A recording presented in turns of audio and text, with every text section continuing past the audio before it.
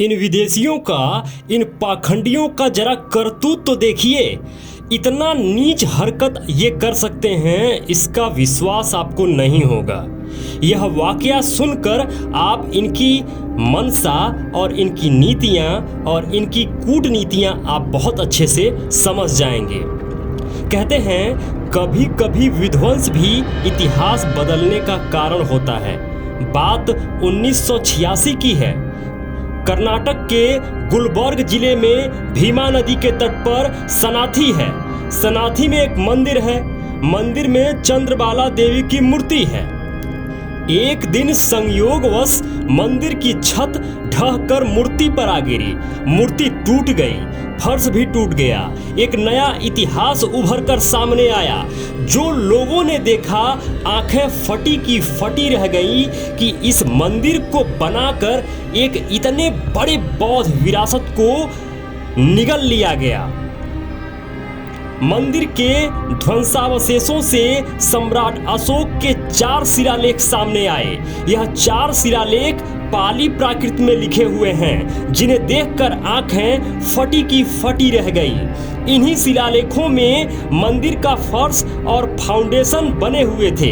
इन्हीं शिलालेखों से जो शिलालेख हम दिखा रहे हैं, इन शिलालेखों को मंदिर की फर्श में डालकर ऊपर से प्लास्टर कर दिया गया था।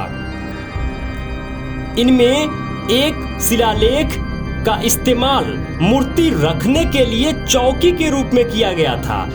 मतलब शिलालेख रखकर उसके ऊपर मूर्ति रख दी गई थी, ताकि धर्म के नाम पर यहाँ पे इसे कोई हिला ना सके या हटा ना सके।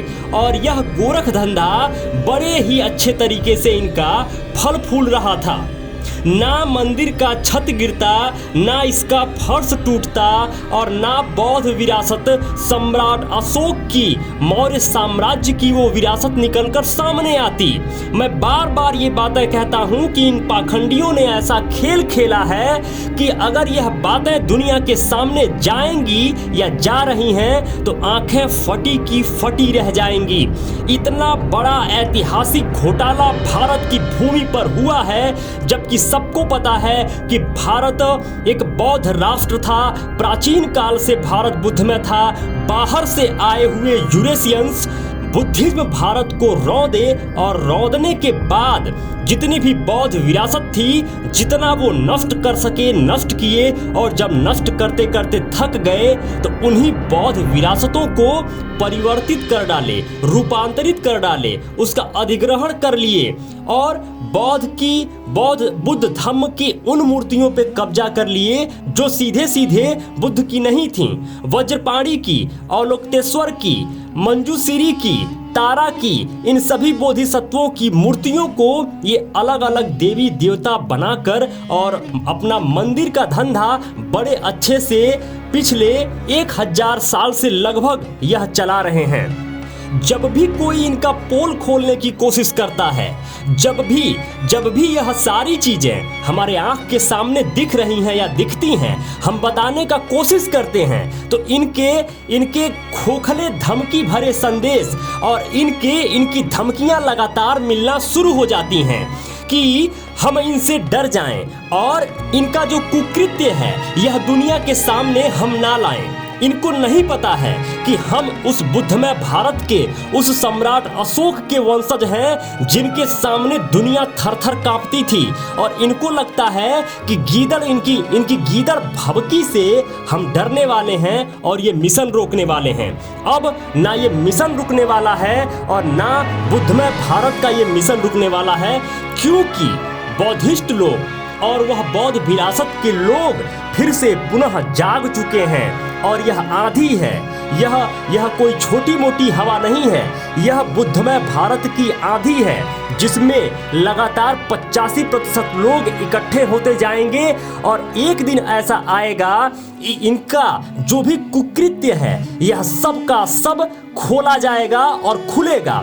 और भारत को पुनः बुद्धमय भारत बनाया जा सकेगा। यह सारे कुकृत्यों का मामला जब पुरातत्व विभाग तक पहुंचता है तो फिर पुरातत्व विभाग ने आसपास के क्षेत्र में खुदाई आरंभ की। एक विराट बौद्ध भारत सामने आया। इतना बड़ा बौद्ध विरासत सामने आया कि पुरातत्व विभाग के लोग भी चौंक गए कि इतनी ज्यादा बौद्ध विरासत एक जगह से कैसे मिल सकती है। बड़ा सा महास्तूप, अनेक वोटिव स्तूप, चैत्य, अनेक खड़ी बैठी बुद्ध की मूर्तियां, धम्मचक्र तो आप जानते ही हैं, सैकड़ों ब्राह्मी अभिलेख जिनको धम्म लिपि में लिखा जाता है, जातक कथाओं का अंकन, सिक्के, रेलिंग के ध्वंसावशेष, अनेक ऐसी विरासतें मिलती गईं जिससे पुरातत्व विभाग के अधिकारियों की आंखें फटी की फटी रह गई। जरा गौर से देखिए सम्राट अशोक के लिखवाए हुए इस शिलालेख को जो पाली प्राकृत में है। जरा देखिए इस धम्म लिपि में लिखे हुए शिलालेख को। इतनी बड़ी बौद्ध विरासत को यह पाखंडी, यह यूरेशियन जमीन के नीचे दफन कर डाले थे और उसके ऊपर मंदिर बनाकर और उसके ऊपर मूर्ति रख दिए। वो इसलिए ताकि भविष्य में कोई भी ना ये मूर्ति हटाएगा भगवान के नाम पे और ना ये फर्श खोदेगा, ना इसके नीचे की कोई भूमि खोदेगी। यह प्रकृति है, यह हमेशा खुद को दोहराती है। जैसे इस मंदिर को, इस विरासत को ढकने के लिए बनाया गया था, प्रकृति ने स्वतः ही खोलकर यह विरासत हमें फिर से सौंप दी है। अगर यह विरासत हमारे सामने है, यह हम देख रहे हैं, समझ रहे हैं, जान रहे हैं, फिर भी लोग अगर अंधभक्त बने हुए हैं, इन पाखंडियों के तलवे चाट रहे हैं, तो उनको अपने नाम के आगे मौर्य लिखना या मौर्यवंशी लिखना छोड़ देना चाहिए।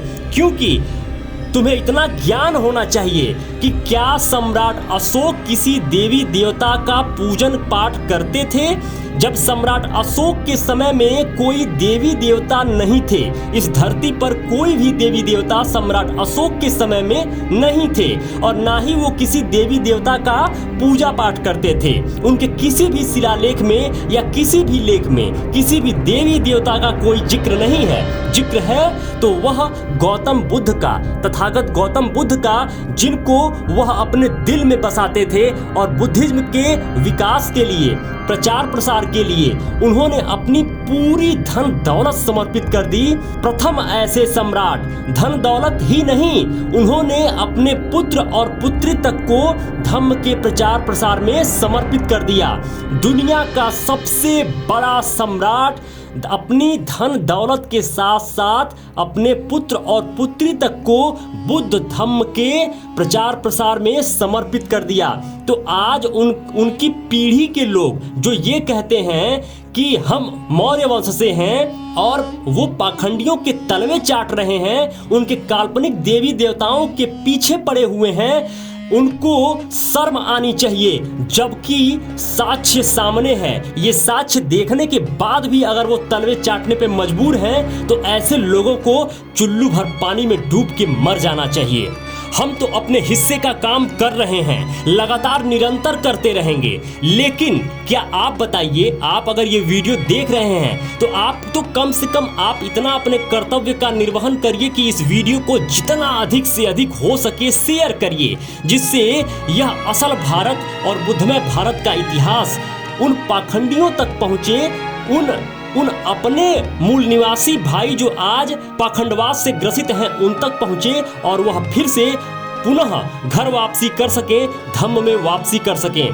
मेरे मित्रों, अगर आप हमें डोनेशन करना चाहते हैं तो स्क्रीन पर स्कैनर लगा हुआ है, स्कैन करके हमें डोनेशन जरूर करें, जिससे हम अविरल यह बुद्धमय भारत का जो कार्य है, जो अपनी विरासत को वापस पाने का कार्य है, जो अपनी विरासत को ढूंढने का कार्य है इसको निरंतर करते रहे।